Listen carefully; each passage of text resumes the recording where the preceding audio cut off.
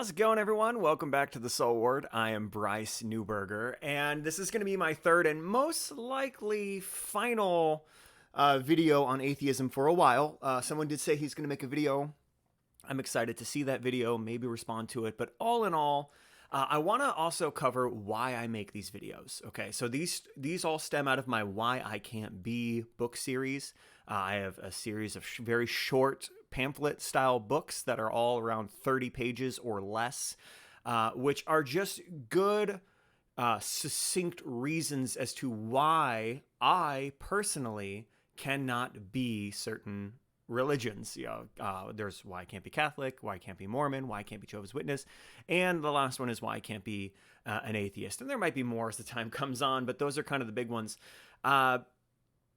This is now I try to give good grounded logic and to be reasonable with all of these. This all started when some Jehovah's Witnesses knocked at my door and told me that everything I believed about Christianity was incorrect, and that all of my time in seminary was worth nothing, and I needed to go to their Bible study. And so I created a video series for Jehovah's Witnesses called Why I Can't Be Jehovah's Witness. And it was basically to explain why, if they knock on my door, I'm not going to be a sell for them. I'm not going to go to their Bible study. I love to talk theology. I loved having them at my house, and we would debate and talk, and we'd break out our testaments, and we'd go through it. But ultimately, I gave very solid reasons, very quick reasons as to why I cannot be Jehovah's Witness, which then led me to Mormonism, the other door knockers, which also led me to Catholicism, as a lot of Christians have been switching to Catholicism that I've been seeing more and more. And I thought, why wouldn't I become Catholic? Like, why can't I do that? So I went through more of my refutation of the magisteria, right, and all that. And then atheism is another very natural process. Well, if I can't be any of these other religions, could I be an atheist? Could I not believe in God? And that's where this comes from. So this is my reasoning as to why I am not an atheist. And so that's why I hold objection to a lot of the atheists who have come into the comment section to convert me, because they are evangelizing, they're proselytizing, whereas I have said, here's why, my reasons why I'm not an atheist, and that's why I contend that my reasons must be addressed. So all that being said, I really want this video to be short. You can already see from the timestamp how I did. I don't know how I do. I am verbose, but through a lot of my comments that I got on my video, let me see here. So I got a lot of comments, right? And so I'll read you just like a few examples of the kind of stuff I got. We got a lot of these. I didn't engage with these as directly. I'm an atheist now. I want to think the Bible and its inherent lies, unmet prophecies, contextual absurdities, additions, polemics, developments of the Trinity, thousands of iterations, lack of historical evidence, dates and times, altered to fit the narrative, ridiculous mythologies.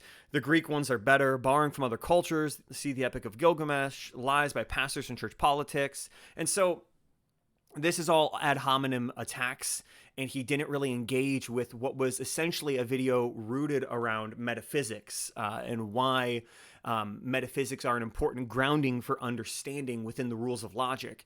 And so I created a whole video talking about how atheists resist logic, and in there I describe that I'm talking about logical, rational schools of philosophy and laws of logic, the law of non-contradiction, the law of causality, and explained how reasonably they do not adhere to those laws of logic. And so reasonably I'm free to operate within my worldview and call myself reasonable and believe that I adhere to logic better than they do when they violate said laws. And so I had a lot of great conversations. I really liked MS Hojent, who nope, not that one. Nope. It was who was it? I really liked him. Not him. There was a really good commenter here. He was really humble. I really enjoyed talking back and forward with him. He was really seeking to understand and seeking to know. And I appreciate Kemalazbek 6702. And English wasn't his first language, and I had a lot of respect for him to grapple with all of these deep questions, not in his natural language.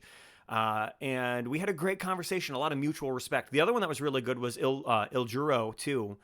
We had a great back and forth, and he laid out a lot. He or she, I don't know. I'm guessing he laid out a lot of great points, and we had a wonderful back and forth between one another. In the end, he helped me come to some conclusions, which led to this video. But ultimately, what he fell into was a postmodern feedback loop. And that's really where all of these that I went through the ends with fell into. But I liked, one person commented at the very end of our 30 reply back and forth. And he took a lot of time and good reasoning in his replies. I gave a lot of time and effort into mine. But someone jumped in kind of towards the bottom, and they brought up a good point, and then they never returned to talk about it. Unless I've missed it, they have not. Okay, so 2 days ago, Yari Boy 5 said that most people do not ground their worldviews in a rational way, regardless of belief. I might be swimming in the shallow pool here based on this comment chain, but if events started occurring like are claimed in the Bible that were measurable or recordable, counter natural events being measured by naturalistic framework, not only being unexplainable but directly counter to basic known mechanisms, so miracles, right? Then many atheists would start believing in a God that wishes to commune with us. Not necessarily, and we'll get into that. But he said, "I grant not all would, but I don't think that would describe that what I described as a high bar for clear for a universe creating God who wishes all to be saved." So I responded back to him, and I explained that he raised a very valid criticism, but he's jumping in too late too far down the philosophical conversation. I explained that for 10 years I was a tech guy. People called me for tech support, and when someone would describe a problem with their mouse or some sort of glitch in software, they wanted to work right where the glitch was. But I had to go into Task Manager. Sometimes I had to go deeper into the hardware, backup batteries, all sorts of stuff that we had to go deeper in and see where the point of failure was. And so it wouldn't have helped to talk about what's going on with the software settings if the issue is with the operating system. So I know I'm getting a little if you're not a tech guy, I'm not speaking your language, but what I'm explaining is that if there's a breakdown further in the chain, it doesn't help me to focus on where the train derailed if the tracks are messed up a mile away and this train just slid, a mile. I don't know. So the point I'm saying is that if someone cannot accept metaphysical grounding, then it's pointless to try and fix their relationship with concepts rooted in metaphysics, like an Abrahamic religion. And so this isn't about debating religion yet. It's about first agreeing on metaphysical principles.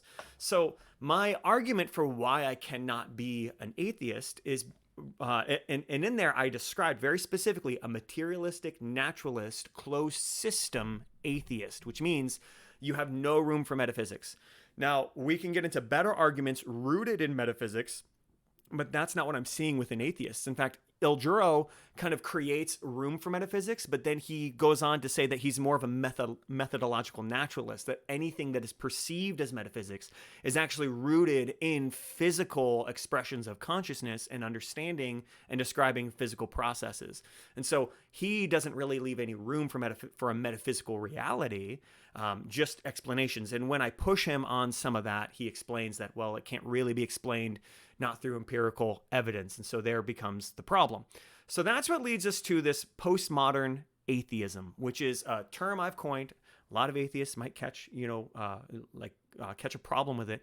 But the reality is what I'm running into is postmodernism as it is expressed through atheistic language.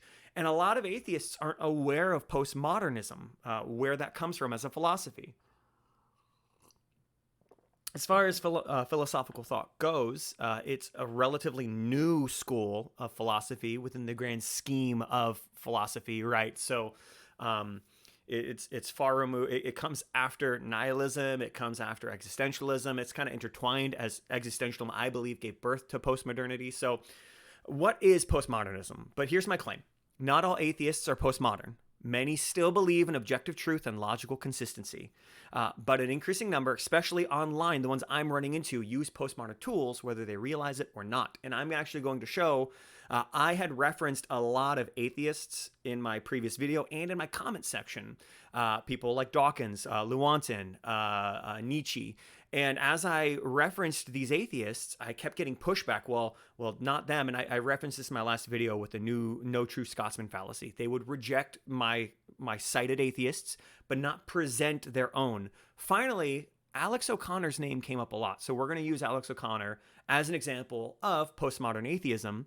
And he would probably not claim to be a postmodern atheist. I'm guessing he wouldn't. At least I haven't heard him claim that. But I'm going to show effectively how he works through a postmodern lens because he's rooted through empiricism and scientism.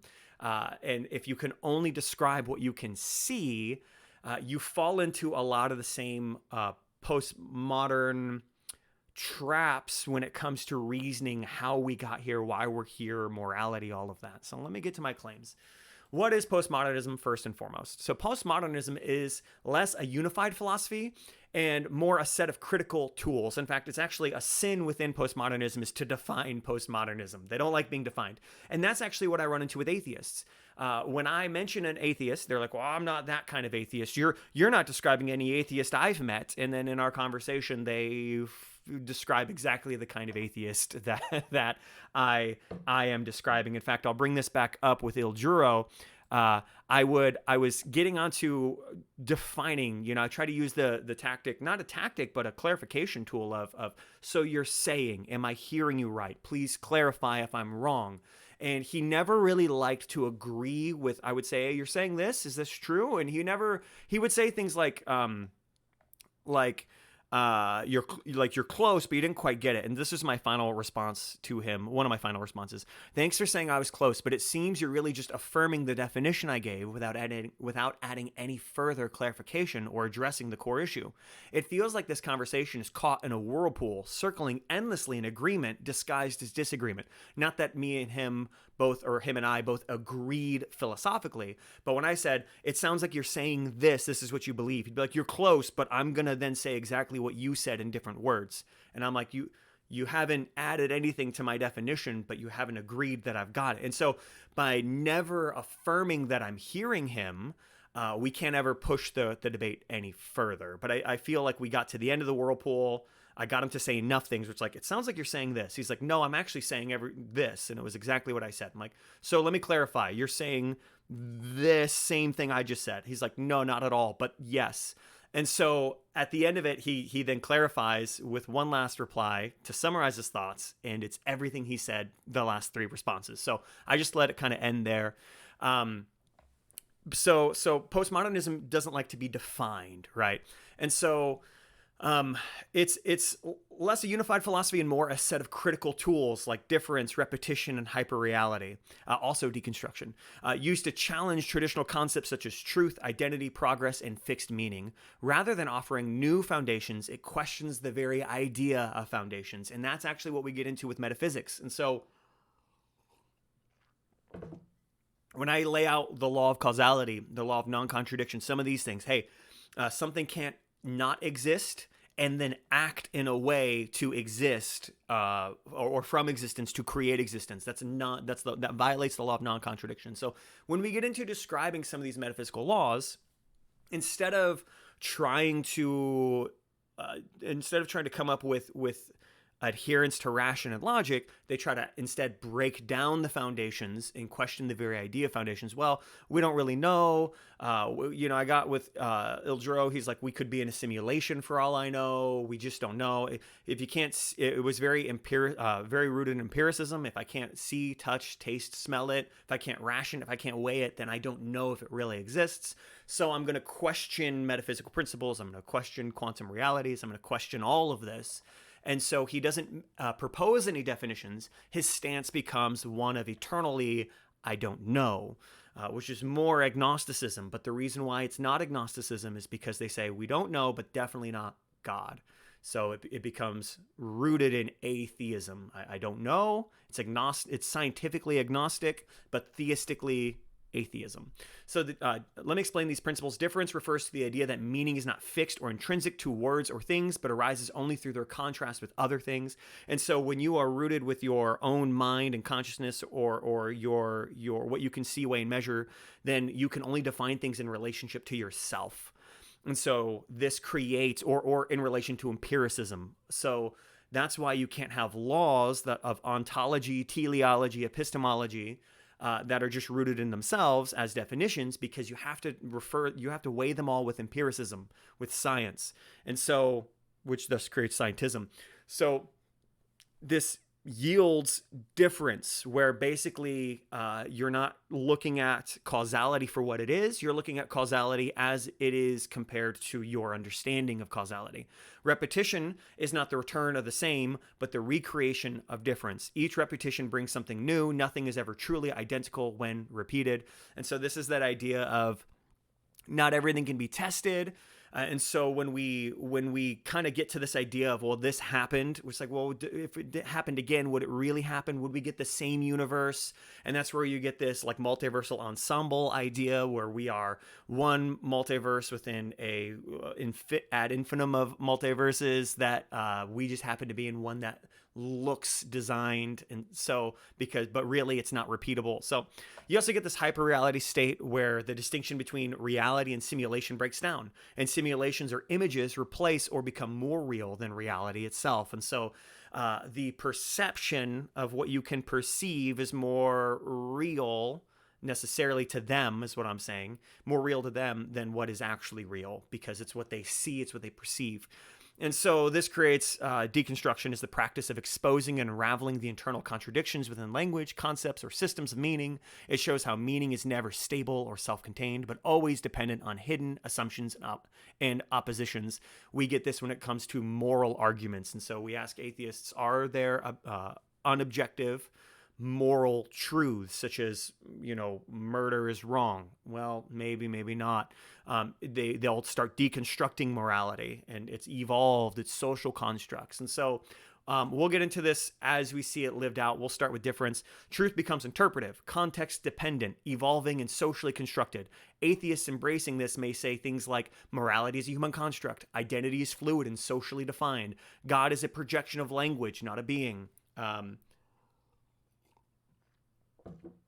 There's this idea that religion is like some sort of mind virus within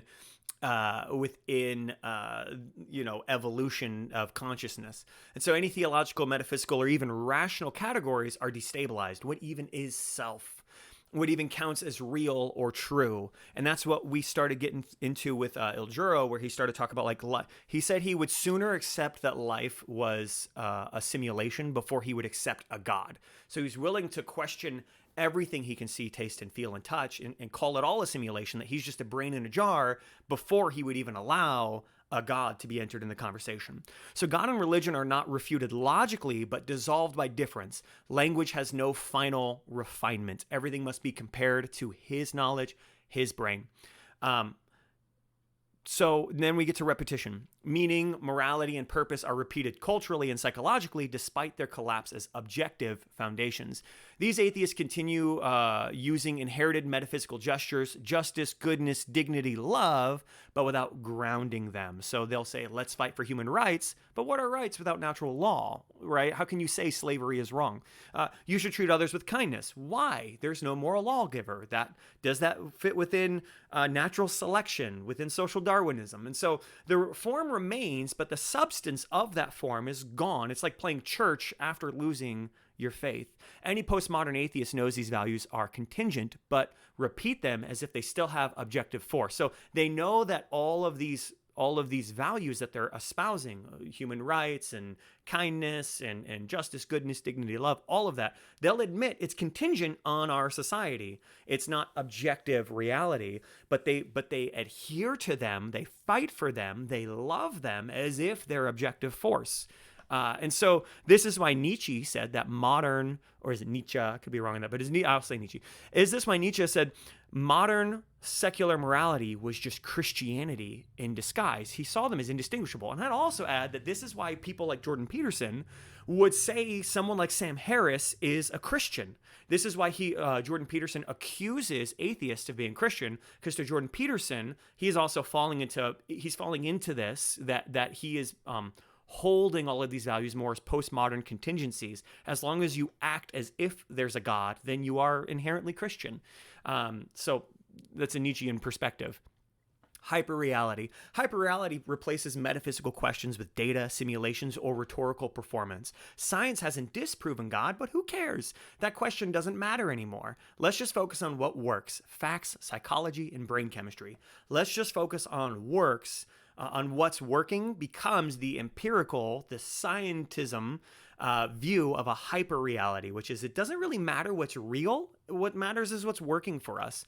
We can never really know reality. Let's just live in a hyperreality. And so religious ideas are dismissed as non-functional, not false, because truth itself is no longer the currency we're working with. Semi-atheists adopt empirical language as a form of performance, citing studies, quoting Dawkins, invoking the science, but avoiding foundational questions like, why is there something rather than nothing? Right? Ontology, the law of causality. How can consciousness emerge from non-conscious matter? The law of non-contradiction, right? So how can something how can something effect agency and develop agency without being in itself having agency? And so hyperreality appears when atheists build elaborate philosophical and moral arguments as if there's meaning, all while denying any ground for meaning. And you really get this in writers like Alex Rosenberg, who talks about the babbling, screaming, right? How that it's towards the end of his book, I believe, on The Atheist Guide to Reality, where he talks about that language is just kind of the best we have. So he's using language, and people say, well, why should I believe what you're saying then if you don't even believe in the truth of language? And he's like, because it's the best way I can babble and giggle at you so you can understand me. So he's operating on a hyper reality, not a premise of actual reality. These are postmodern concepts that atheists have found themselves in. And so then we get deconstruction. Deconstruction unravels traditional structures of meaning by exposing their contradictions and hidden assumptions. Religious language is just cultural expression. None of it is literally true. Morality, it's just social construct. Everyone defines it differently. So atheists operating in a deconstructive mode don't argue against God as much as they dismantle the very frameworks in which such a question could be meaningful. They question the legitimacy of binaries themselves, true versus false, sacred versus profane, natural versus supernatural. Even when I talked about metaphysical terms and even like mathematics metaphysically, they became, well, are they really binary? Do we really know? Is that a legitimate question? It's probably, there is no metaphysics. It's just physics. It's just our brain grappling with what we think is metaphysical. And so this is deconstruction. Deconstruction doesn't replace belief. It dissolves the scaffolding that made belief or disbelief seem coherent in the first place. The result, you're not debating whether God exists. You're debating whether the word God has any stable meaning left at all. And so this is why it's nearly impossible to debate the existence of God with a postmodern atheist. Now, keep in mind, they themselves, I would be surprised if they would admit to being a postmodern atheist. In fact, actually, when I mentioned that to Il Juro, as we got there with him, he seemed to affirm all of these principles, but never wanted to accept the label, which is totally a postmodernist thing to do. Postmodernists do not like to be defined. And so this is why it's nearly impossible to debate the existence of God with them, okay? We have no shared epistemological ground, okay? So, and actually, I have a slide later here. Let's do this one first. I had this later, but there are two different realities we're living in. The materialistic, let me move that up, okay. The materialistic natural system, metaphysics is optional, suspect, or dissolved. Existence has no inherent meaning. To the metaphysical natural system, that is someone who can be open to a god, a deity, a supernatural, a psychic realm, whatever.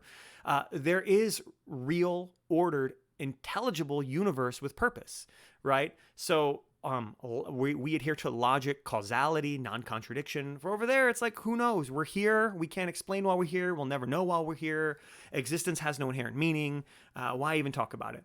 Knowledge to the materialist natural system, knowledge is a product of cultural narrative, interpretation, and power dynamics, right? So to the victor goes, history goes to the victor. So truth on a metaphysical natural system with objective truth is known via reason, logic, evidence, and revelation. And so we uncover, whether it's like Aristotelian Platonic forms or whatever, right? But we can find a metaphysical grounding, that a framework metaphysically that physicality is built upon. And so the postmodern atheist sees this life as totality. This is really important when we get to Alex O'Connor. The postmodern atheist sees this life as the totality. Every value, truth, and experience must be justified within the limits of this world, with no appeal to transcendence. So they'll have a hope in future science. They'll say, maybe we don't know, maybe someday we will know, but they don't live as if someday they might know. They try to explain everything within their current naturalistic empirical framework. And so when it comes to a question of suffering, and you say, well, what is the long-term perspective of suffering? Alex O'Connor struggles to grapple with that idea within a theistic framework. And that does get into his take on omnibenevolence. We'll get into that here in a moment. But the theist, and this is the answer to Alex O'Connor's question, the theist sees this life as a chapter in a larger eternal narrative. Meaning flows from the end towards the present. Life is eschatological, which means there's a heaven, there's an afterlife, there's a hell. And all of a sudden, all of those questions that the postmodern atheist cannot even grapple with, cannot even understand, begin to find their framing in that worldview. And so because we live in two different worlds, we are going to use the same words and they're going to mean different things. And so let's go back up. So we have no shared epistemological ground. Postmodern atheists often reject absolute truth and privilege subjectivity. So evidence is situational. Logic is just one narrative tool among others. Reason is seen as embedded in power structures, a la Foucault or Derrida. So when you appeal classical logic or metaphysical necessity, ergo the law of non-contradiction, contingency, etc., they might respond, that's just your framework. Why should I accept it? So when I say, here is the metaphysical law of non-contradiction, the metaphysical law of causality, right? They're going to say, I reject your framework. I do not accept it. It doesn't fit my framework. So we don't share epistemological ground. We don't share a belief on truth claims.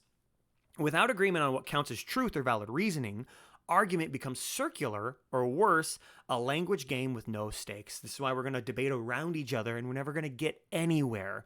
And so I gave my argument as to why I cannot be an atheist. They came to me with their framework and said, you need my framework, and my framework is the only valid and real framework. And I don't share that. And they, in their attempt to evangelize me, to switch me over to their team or to give some sort of justification for their beliefs, they fail to adhere to metaphysical principles rooted in logic and reason. And so that's why they didn't convert me, and why they will struggle to unless they can get me to just question metaphysics in general and become postmodern just like them. But then whatever I believe is very subject, just like they eventually all admit, those who are wise enough, that what they believe is subject. So truth is replaced with utility or performance. Postmodern atheists may not care whether a worldview is true or whether it is personally functional, psychologically comforting, or socially advantageous. When you say God must exist because without him there's no grounding for logical morality, they're going to reply, we don't need grounding. We just live as if it matters. Morality evolves, meaning is made.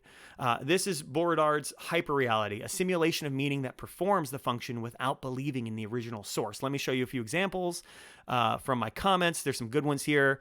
Listen to this one. Wow, me and Neil Giroux talk so long. Here's a good one. Being an atheist is working out for me. It's the fairly easiest to figure out. Good for you, right? So I said, sure. The argument isn't that you aren't free to make easy assumptions. Quite the opposite. Atheism is the easy way out. You get to ignore all metaphysical realities. If you don't know your grandparents, they probably didn't exist. The enemy of Christ isn't atheism, it's apathy. Yeah, it's easy to be an atheist. You don't have to have any answer for metaphysics. You don't need to adhere to the rules of logic or causality. You don't need to answer the hard questions with atheism. You get to live in a shallow reality where what you can see, taste, and feel, empiricism, is the true reality. And so this is it works for me. It's working for me. I used to be a Christian. I'm not a Christian anymore. Works for me.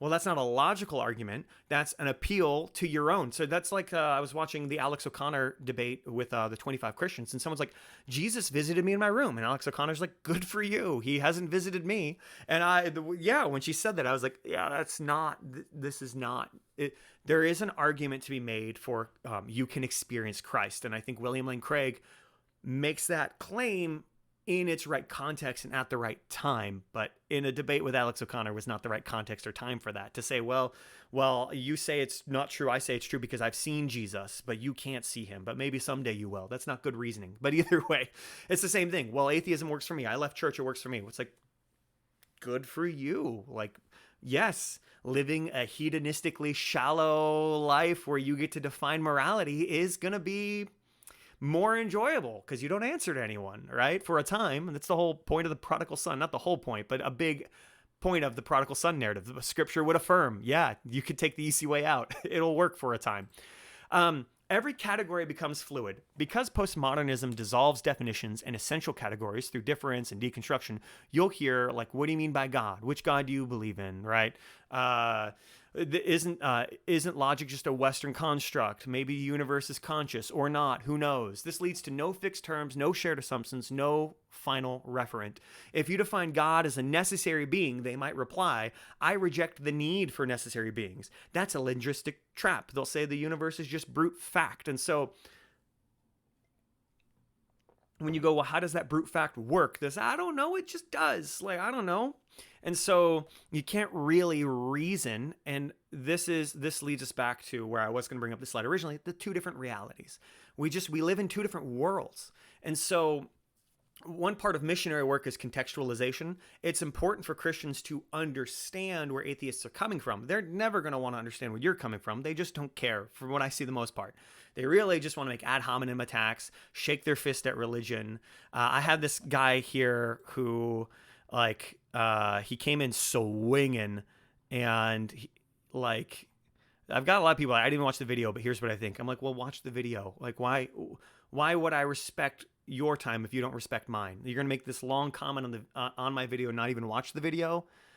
Why? I gave a long, well thought out response. But so if you're not going to read it, why should I read yours? Or if you're not going to listen, why should I read yours? And that's the thing, is you don't have to. You can move on, right? You don't have to watch this, but I don't have to read your comment. But if you show respect and you watch my video and you reason with it, then I will show you respect and I will read your comments and I will reason with them. So just as I did with Iljuro, just as I did with some other people who had really good points that they brought up and I wanted to grapple with.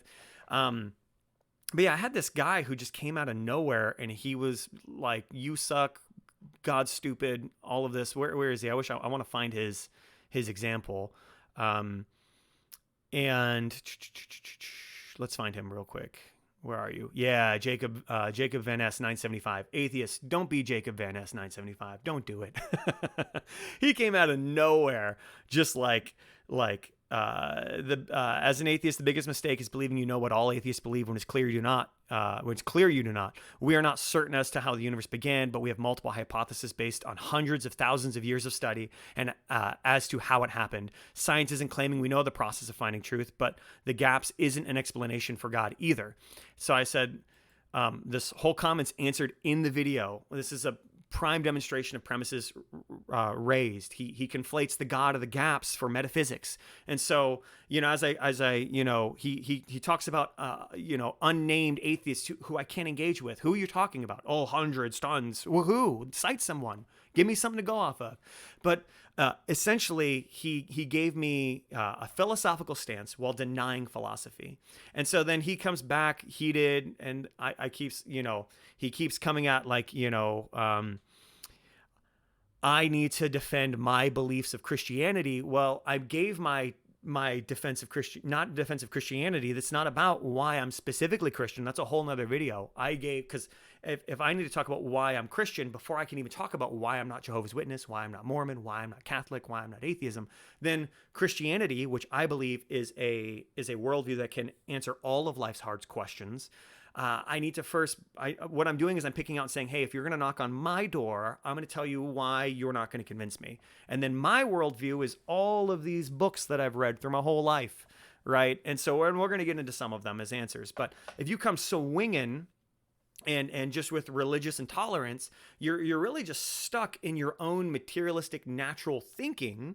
You can't speak my language. You can't understand a metaphysical framework. So how can we even engage? And so a lot of people did bring up Alex O'Connor. So I watched Alex O'Connor versus 25 Christians. I went through it again.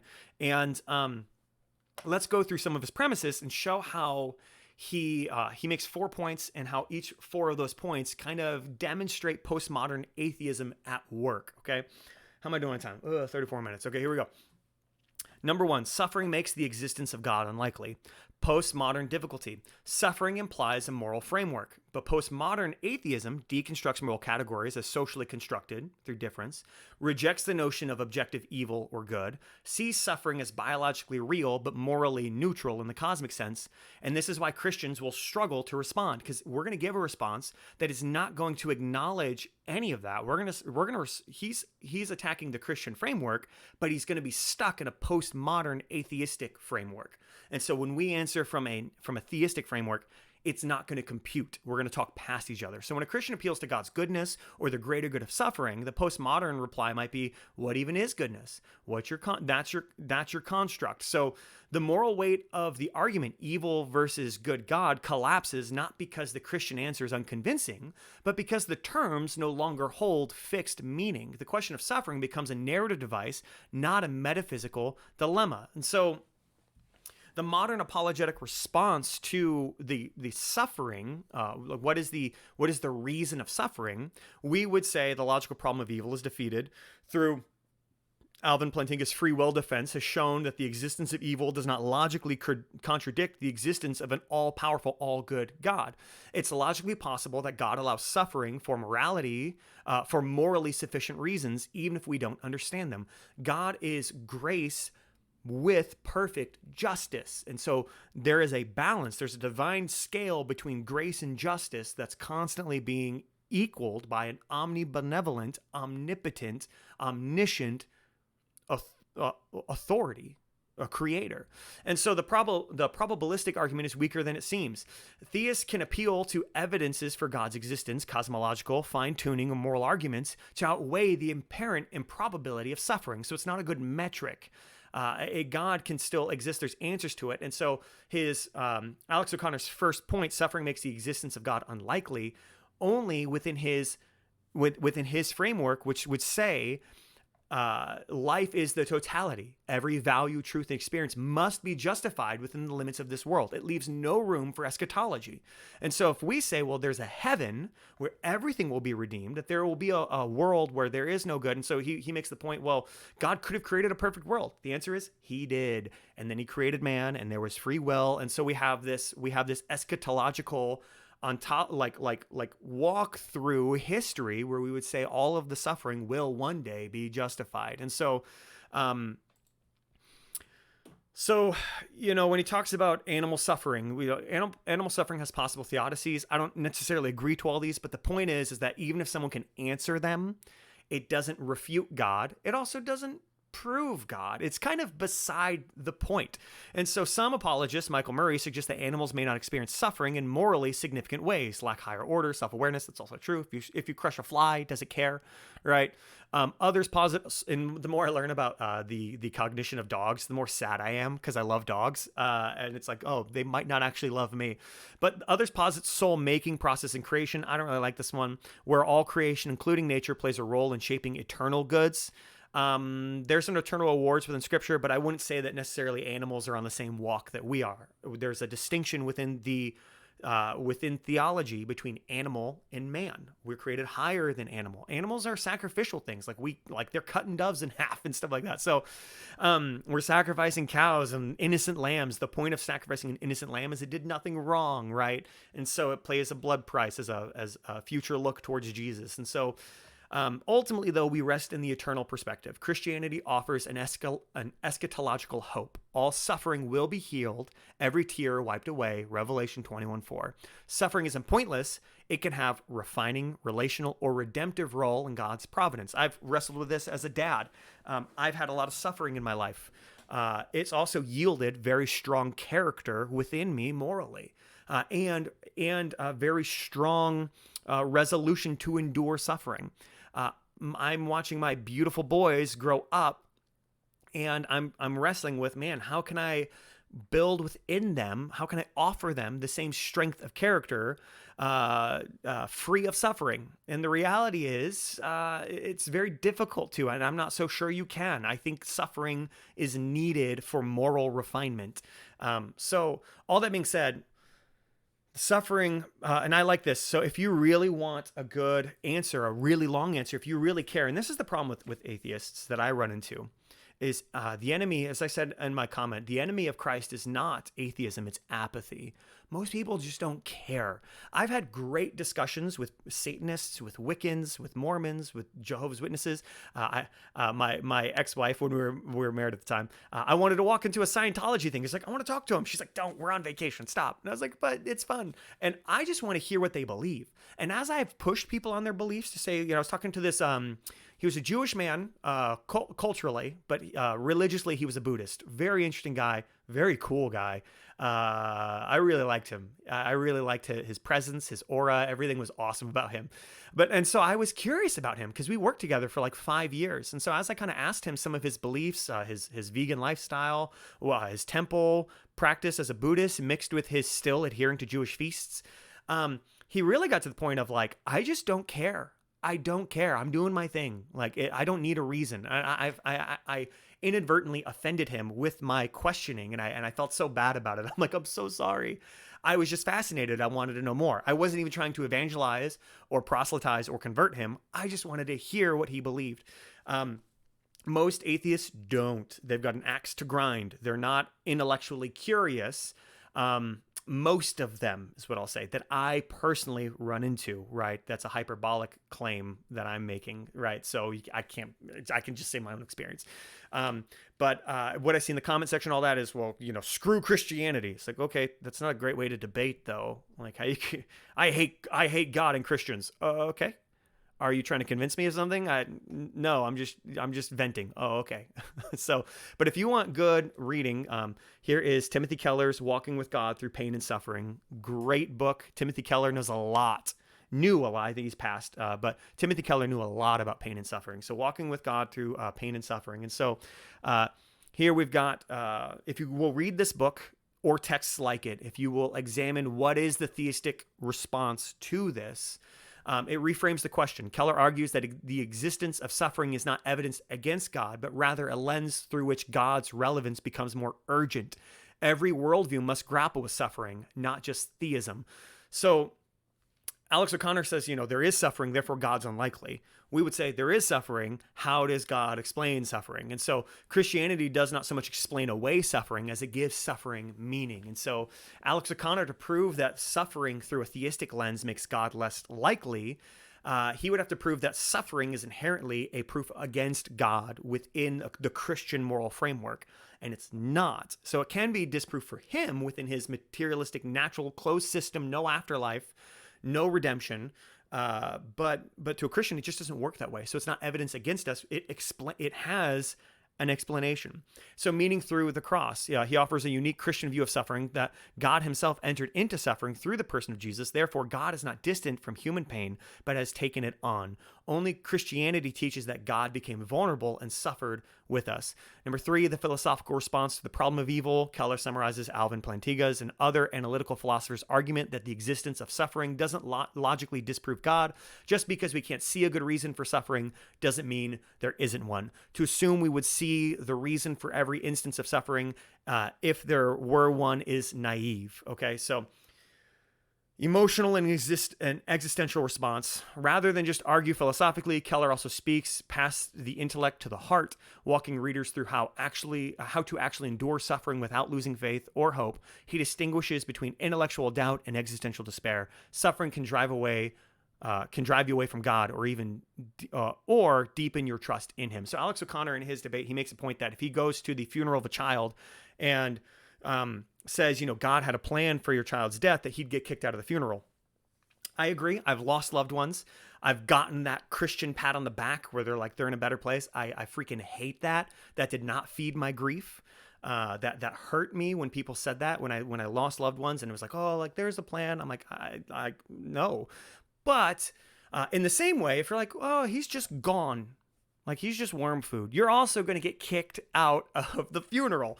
So you don't add anything either. And so his point was kind of beside the point. Like when Christians said, oh, God can have moral refinement through suffering, that is actually true. Whether it works at a funeral for advice or not is different, but he also can't give, well, he's just worm food. His existence was ultimately, cosmologically pointless. That also is going to get him kicked out. So it wasn't a good rebuttal on his end. But either way, comparative worldview analysis. Keller points out that secular or atheist worldviews offer no satisfying framework for suffering. At best, it's just bad luck. At worst, it's meaningless. This is what I was getting to. Christianity, by contrast, offers both companionship and suffering, companionship in suffering, and hope beyond it. Okay, so how this help? In contrast to Alex O'Connor's framing, where suffering is logical or probabilistic challenge to theism, Keller turns the question inward. What worldview gives the deepest resource for surviving suffering? And what kind of God do we need if suffering is inescapable? Okay, so instead of using it as an argument against it, it's actually an argument for why God is so important within suffering. God commands genocide in the Bible. Point number 2. Well, and I want to point out with this last one, although it's such a good book to read that, a lot of the Christians in that raised those objections to Alex O'Connor, but they didn't work for him because it's what we started with. He's stuck in he has a postmodern difficulty when he's implying a moral framework while rejecting moral frameworks. And so none of our answers are going to satisfy him, but we'll go through that with all of them. God commands genocide in the Bible.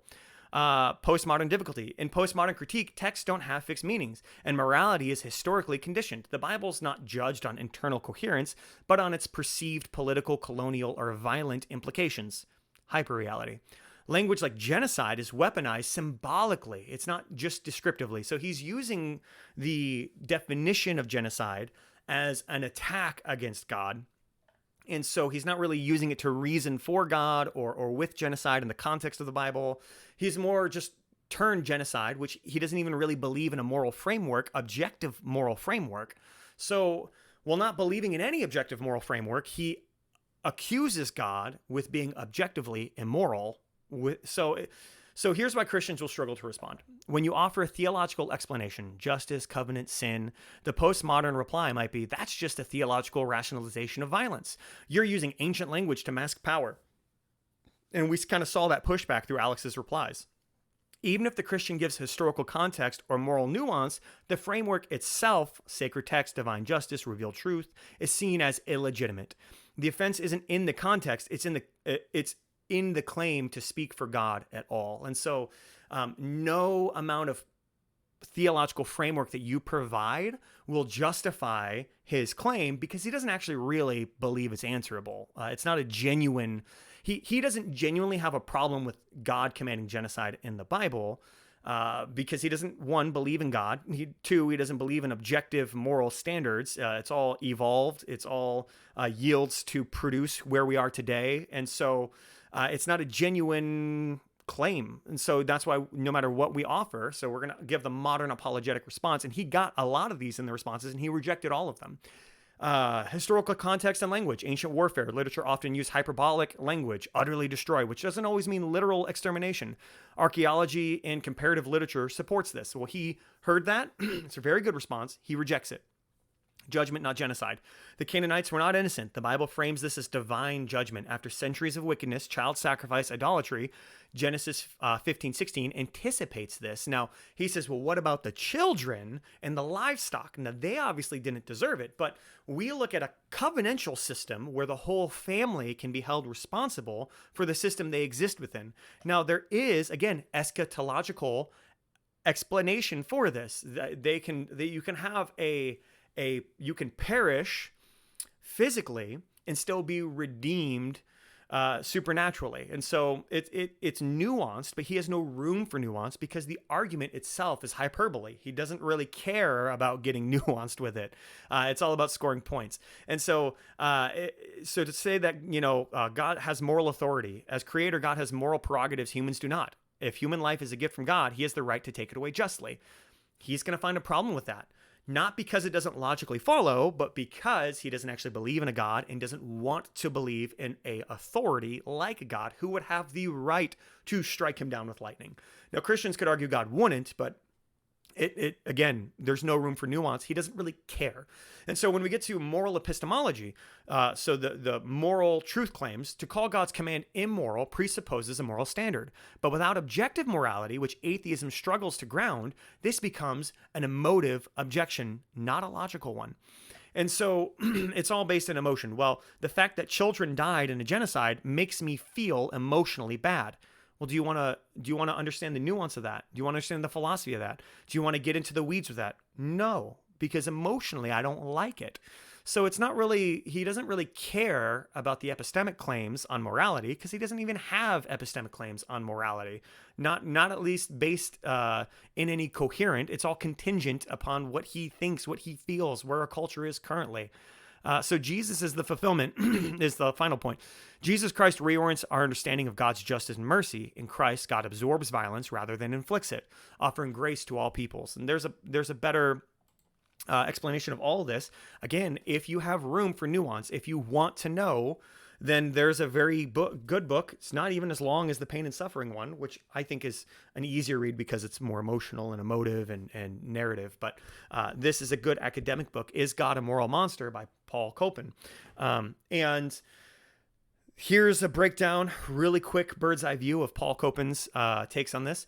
Copan argues that the conquest narratives, especially in Joshua 1 and 1 Samuel, use ancient Near Eastern hyperbolic war language, a literary genre common at the time. Phrases like utterly destroy, leave nothing alive, that breathes, were rhetorical and exaggerated, similar to the we crush them in modern sports talk.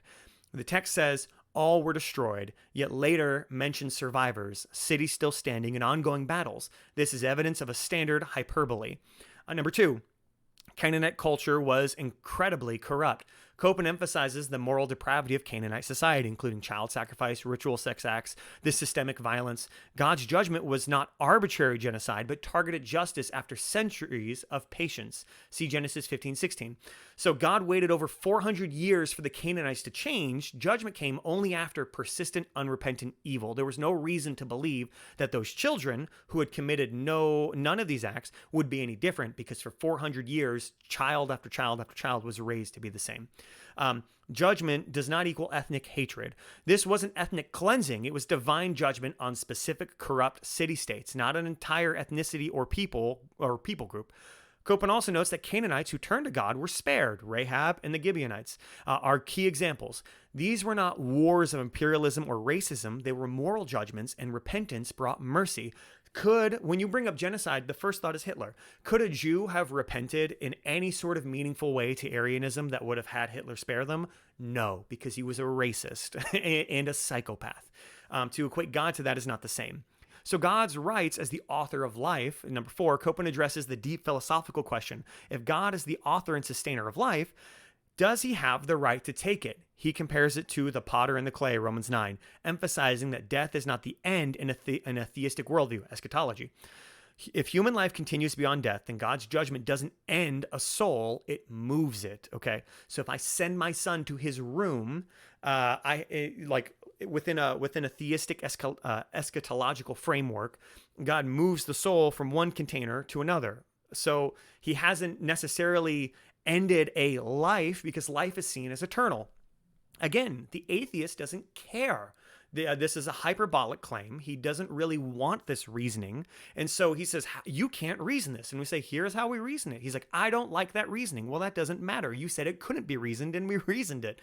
So moral consistency and the New Testament. Copan also emphasizes that God is not inconsistent. Justice and mercy are held in tension throughout both testaments. The same God who judged the Canaanites weeps over Jerusalem and dies for sinners. We must read all scripture in light of the cross, where God's justice and mercy meet. Okay, so you could read the prophecies of Zechariah, Isaiah, Daniel, which all leave room, Hosea, which all leave this redemptive arc that was promised from the beginning. And so the summary is, while atheists may cite verses like 1 Samuel 15:3 as examples of divine cruelty, Copan shows that these are better understood through genre, context, and the nature of divine justice. It's not genocide, it's the moral judgment of a holy God embedded in a very different ancient world. And no one actually cares about this argument, because if they're strictly adhering to atheism, especially within a postmodern context, which they're not aware that they hold, because Everything is just what a matter of is a matter of how is that useful to them.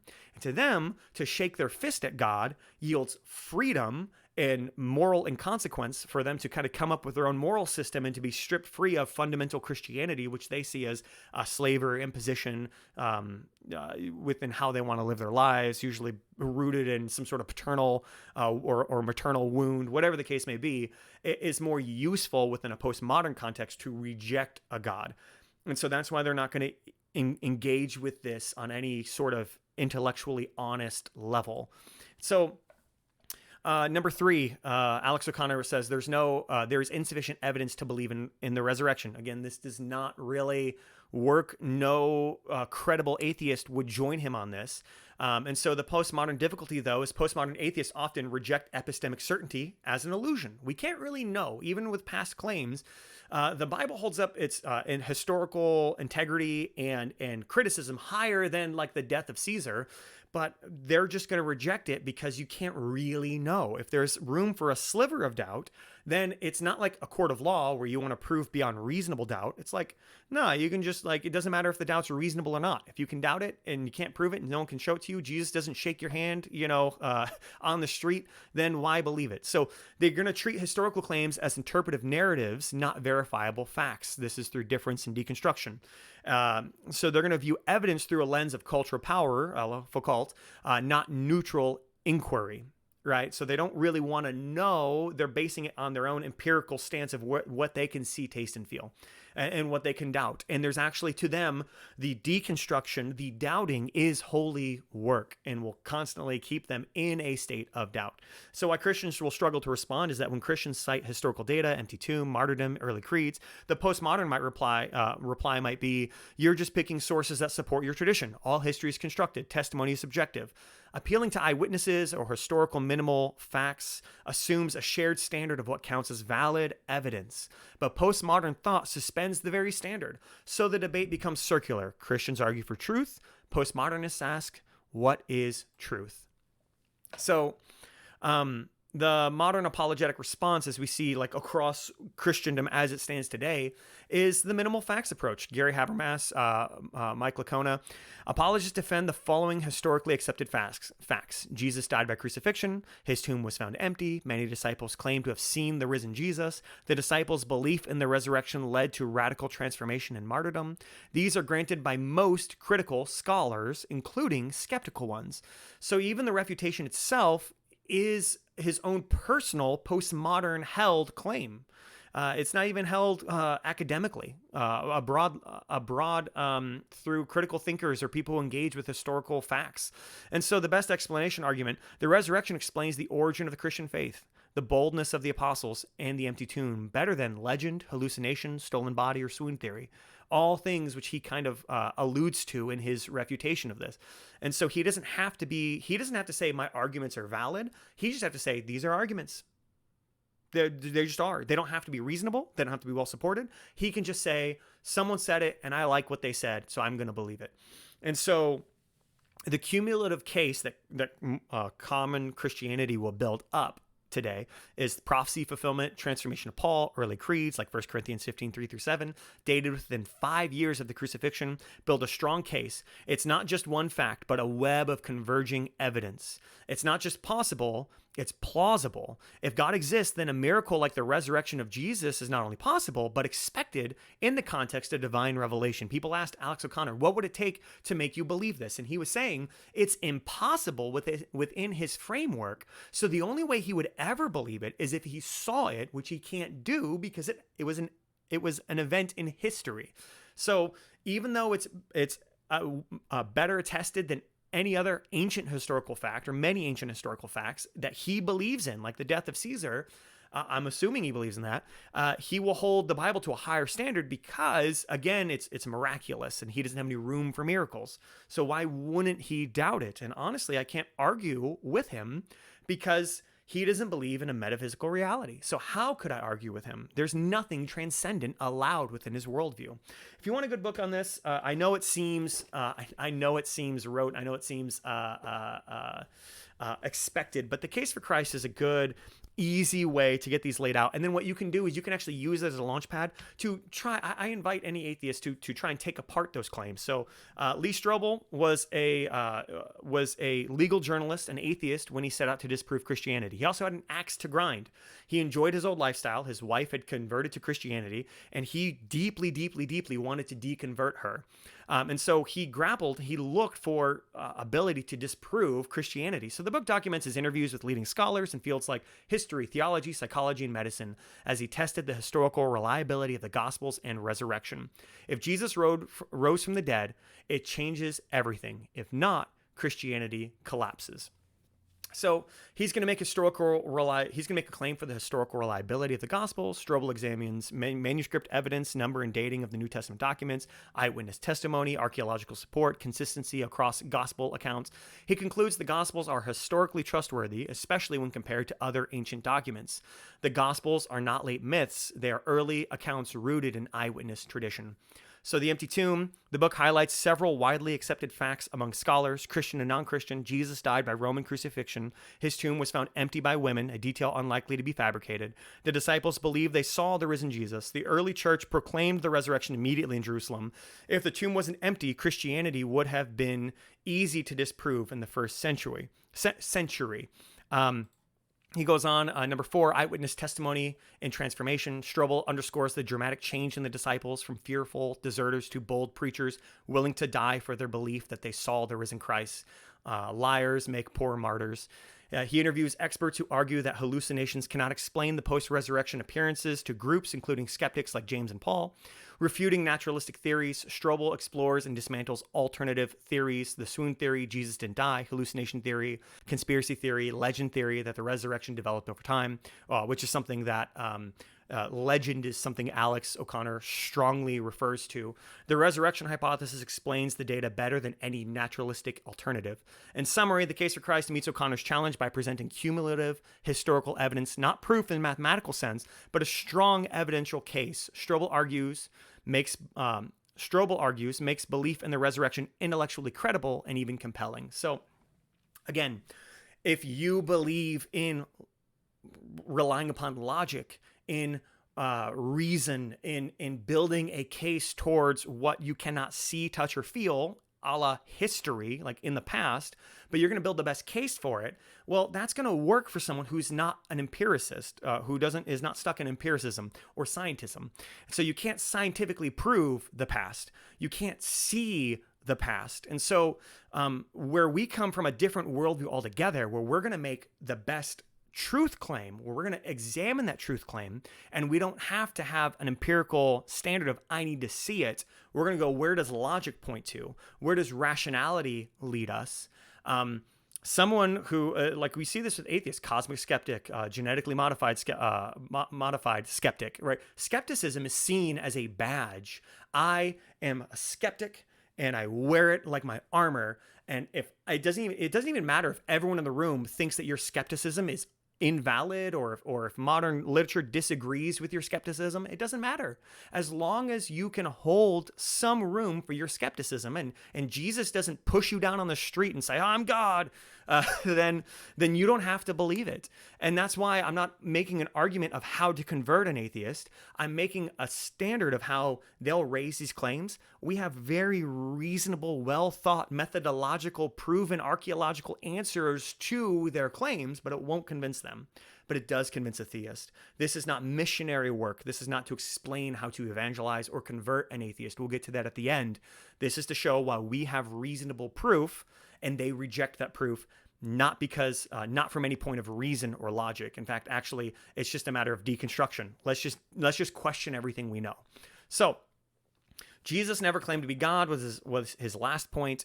The postmodern difficulty here is postmodern atheists often deconstruct religious texts into rhetorical performances, often authorial intent, language stability, and historical continuity. They view doctrine like the Trinity as a later narrative imposition, not a faithful transmission. All of this is just dripping in Alex's reply and his stances that distrusting John, kind of not really taking any of the writings of Paul, regardless of the date that they were found as credible. So why Christians struggle to respond. even if a Christian points to verses, John 8:58, etc., all the verses of Jesus claiming to be God, the postmodern reply may be, you're reading that through centuries of dogma. The real Jesus was likely a revolutionary or an apocalyptic prophet. You're projecting metaphysics onto a first century Jew. In short, the text itself is destabilized. No matter how strong the theological or historical case, the category of divine identity is itself questioned. And why? Because, the entire apparatus of revelation is flattened into interpretive tradition. And you can totally see that in Alex's claim, responses, all of it. He's hit with a lot of this. The modern apologetic responses, Jesus' divine claims in the gospel. John 8:58, before Abraham I was, echoing Exodus 3:14. Mark 14:61 through 64, Jesus affirms his identity as the Son of Man seated at God's right hand, which the high priest deems blasphemy. Forgiveness of sins, Mark 2, and acceptance of worship point to divine prerogatives. Early church belief. The earliest documents, Philippians 2:6 through 11, Colossians 1:15 through 20, Hebrews 1, affirms Jesus' divinity. These beliefs developed too early and too rapidly to be later mythologizing. And then the Lewis trilemma is a really good one. Jesus was either lying about his identity, deluded thinking he was divine, or telling the truth. That's really your only options there. Because someone added later, well, what about legend? Well, we just disproved why it couldn't be legend. It's too early to be mythologizing. So his ethical brilliance, consistency, and impact in history make the liar or lunatic implausible. So you see Alex O'Connor just flat out reject all of this. And like we call it here, texts are just rhetorical performances, authorial intent, language stability, historical continuity. These are all acts of deconstruction, of repetition. He is just going through postmodern arguments to deconstruct foundations themselves.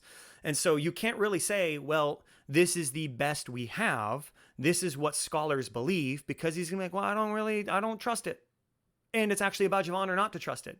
So it's not really a true claim that he's interested in exploring. If he can say, we don't have a tape recording of Jesus saying I'm God, then I get to forever reject it. And that brought a lot of the theists on there, whether they agreed or disagreed in different aspects. They would say, well, what would it take to convince you? And the answer was essentially nothing. Like he's like Jesus himself saying it. It's like, well, how do you actually get to that? Like, we have the best records of Jesus saying it is the Gospels. He admits that that's the best record of Jesus saying things. And yet he rejects all of the claims that Jesus makes to divinity. Now, a good book for this is Putting Jesus in His Place, Bowman and Komazowski. I would prefer more to rely upon strictly academic books like Bruce L. Shelley's Church History in Plain Language. I would like people, if they had time, to actually engage with books like De Silva on the history of the documents, giving who the author was, what we know about the author. A lot of it addresses that we don't know some of the authors, but why we believe who they are. You need to really grapple with these claims in a almost within, I got these books in seminary, right? You almost need a collegiate level approach when you're going to deny what Jesus said. And here's why. When you want to talk about the words of Jesus, you have to go to the experts on Jesus, which will be a lot of times theologians. And so these books are not this book, by David A. De Silva, An Introduction to the New Testament. It's not a book that is a religious book. This is not like Wayne Grudem's Systematic Theology, where it's just talking about theology. This is a history book talking about the archaeology around the letters and giving context. It doesn't actually make any theological points. It actually just addresses the content of the letters and who wrote them and why they were written. So I truly think if you really want to have final resting on that, you got to get some of these resources. However, Putting Jesus in His Place is a good book to kind of approach this on a broad level. A biblical case for Jesus' divinity. He uses the hands framework. Jesus shares the 5 defining traits of God. He receives worship, prayer, and equal honor with the Father. He possesses divine qualities, eternal, all-powerful, all-knowing, unchanging. He names, called God, Theos, Lord, Kairos, and uses I am in a way that many Jews saw as inappropriate. And Alex O'Connor pushes back against this. And that's, again, you can push back on it. That's why you need some of this stuff to know what was going on within church history, within the letters themselves. Deeds, he creates, he forgives sins, he raises the dead, he judges the world, okay? Seated, he sits on God's throne, reigns eternally. Jesus didn't just claim to speak for God, he acted and was treated as God in Jewish context where that was blasphemy unless it was true. And Alex O'Connor could hear all this, could read the book, and pick it apart as much as he wants. And that's why I say you need to go, and I don't think his picking apart is necessarily valid, but I think you need to go deeper to know why it's not valid. And that's kind of where you need some of these collegiate level books. The same way in that I've got books on psychology. I've got books on frameworks for therapy, modalities. There's the word for modalities. I can talk hyperbolically, I can talk in reference to some of these things, but if I want to really get into some of the studies on dopamine, on oxytocin, I need to go beyond just kind of the basic, bookstore literature, and I need to get some thick books and actually go through them to understand them in their original context, right? So, but here's the final resting point. If I were to thoroughly answer every religious objection they raise, providing clear philosophical, historical, and experiential grounds for theism, I would rationally expect that many postmodern atheists would still reject theism. This is because their rejection often isn't based solely on intellectual or evidential grounds. Instead, it is deeply tied to a broader worldview shaped by skepticism toward meta-narratives, a preference for relativism, or even emotional and existential commitments to nihilism or secular autonomy. For many, the refusal to accept theism is less about the evidence and more about the framework through which they interpret any evidence. They have already chosen a lens that discounts metaphysical truth claims as either inaccessible, irrelevant, or oppressive. So rational discourse can clarify many misunderstandings, address objections, and expose inconsistencies, but it cannot force acceptance when the issue is also about worldview commitments and existential orientation. When I was a young boy, I wanted to be an apologist. Apologists were my heroes. When I became a pastor and I went through apologetic claims, I had so many young adults who were my age, peers, older people that I worked with, who were decades older than me when I was on the corporate side as an IT guy. I went through these apologetic claims, and you know what? I've never had a single atheist who said, well, you answered all my claims. Clearly, I must accept your God. No, what I get is I answer all their claims.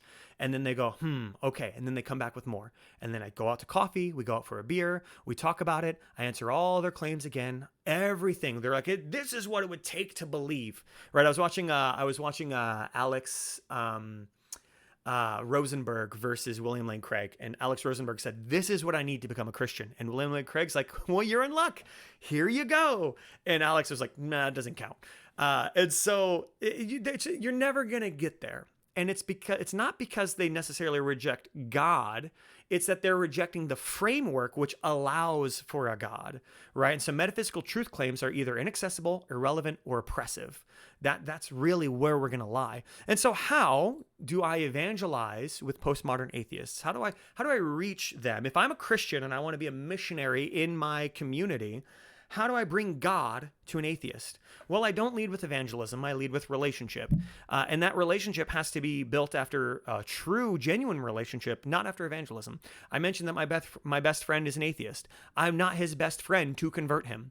Though, as my first video points out, if I believe in heaven or hell, I have made sure within our relationship that he knows what I believe about the afterlife and that I care for his soul, and I'd very much love to see him in heaven.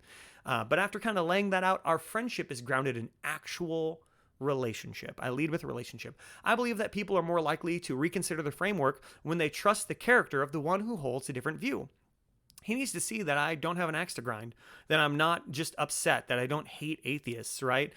He's been the best man at my wedding. I have lived with him. We are good friends. And he has poured his soul out to me over relationship hurts, and I have poured my soul out to him over relationship hurts. We have a deep, meaningful, real friendship and relationship. So debate has its place, but not as a tool of conversion, right? So whenever if he ever picks my brain on something, what I do is it's merely a place to show that belief in Christ is not rooted in ignorance or intellectual laziness. Okay, I'm not just, and this is what's so intellectually dishonest about the God of the Gap straw man, right? Well, you don't care about knowledge. You're just throwing God in there. Does it seem like I've just thrown God anywhere, right? So the goal is not ignorance. Is show that I'm not ignorant. I'm not intellectually lazy. When I engage skeptics, especially postmodern atheists, I do so to demonstrate that faith and reason can coexist, not to win an argument.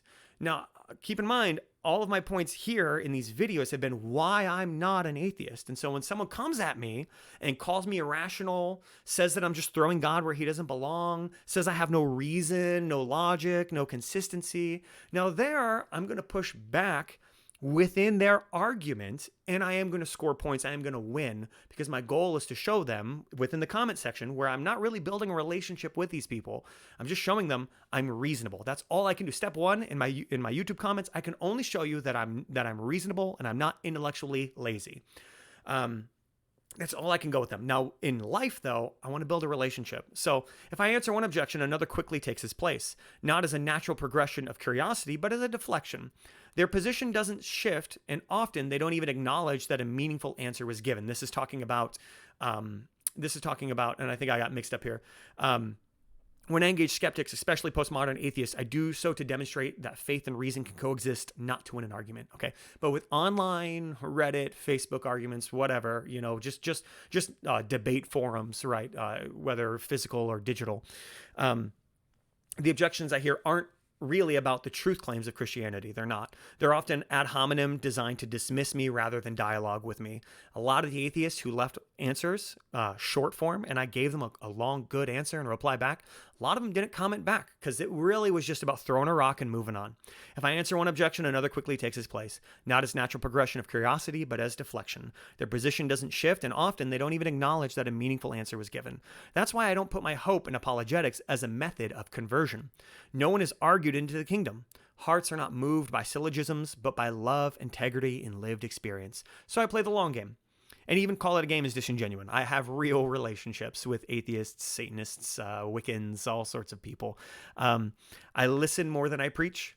I live transparently with reason and grace. I allow them to watch how my faith holds me in sorrow, grounds me in wonder, and calls me to love. When I'm tested in my faith, I let them see it. If they're truly a friend and they have access to me and my story and my life and my heart, I will cry on their shoulders, right? We will drown our sorrows together. In time, if they become curious, not just combative, then real conversations can begin. I had this with a guy I worked with. He would make jokes about my Christianity, and I would laugh along. And then one day I was like, hey, let me buy you a beer. And we went to a bar a few times after work, had some good drinks. We talked about God. It started debative. It started combative. And then as he saw that actually I knew more about evolution than he did, as I knew more about philosophy than he did, and I was very fair with it. I said, hey, it's really not fair for me to debate you. And I meant this logically, because at the time I was in seminary. I was like, but I would encourage you to go study up on some of the things you believe. So I didn't use it as a way to disingenuinely convert him because I knew more and I could score points better than him. I just said, hey, I'm actually very reasonable. All the things you accuse me of, I'm not being intellectually lazy. And then we struck up a friendship, and we've stayed in contact over time. So if they never ask, they'll still know that a thoughtful, rational, compassionate Christian walked alongside them in life. And so when he goes through things, I say, man, I'm praying for you. He's like, I don't believe in your God, but I appreciate that you're reaching out to the highest authority on my behalf, and you believe that is the most effective thing you can do. And that's been a really great answer that I've gotten from non-believers when I say, hey, I know you don't believe in my God. I believe he is real, and I'm going to reach out to him on your behalf because I love you. And he's like, hey, thank you so much for that. That I really respect that you're doing that for me because I know you believe in that, and I know that that's the best you can do. And then that's not where I stop. It's not just, oh, thoughts and prayers and move on. Then I, walk with them, sit with them, drink with them, talk with them, eat with them. So, and I don't use it as a disingenuous way to convert them when they're at their lowest, right? I use it to love them when they're at their lowest. And then they loved me when I've been at my lowest. So, this has been postmodern atheism and how to engage with it. This is the longest video that I made, and I'm disappointed. But through it all, I'm trying to give you guys really good, rational, well thought out, and reasoned, not intellectual, lazy approaches. And I hoped what I've done is I've expressed materialistic naturalism as a worldview, and then I've shown how people actually don't really hold that. They're more postmodern within playing to that style. And so there is, just the same way that I wouldn't label all atheists the same, I don't think atheists should label all Christians the same, right? There's different expressions of belief. But what I'm doing here is I'm trying to paint with as broad and specific of a brush that I can what I've been running into and what my approach has been. All in all, this is a context of my lived experience with atheists and what I've run into. There's plenty of room for many other types of atheists to be out there. Just as I am a kind of Christian that doesn't really fit into a Baptist circle. I definitely don't fit into a Reformed circle. I definitely don't fit into a Pentecostal circle. And so over the time, people have tried to get me to commit to one denomination of Christianity. And the reality is, I think any true Christian who's grappling with this faith will agree with many denominations or cuts within denominations, but you will struggle to fit within one denomination as your primary, like, this is everything I believe. I think if you're living an experiential walk with God. Anyways, I need to end this video. I'll see you guys on the next one. Bye.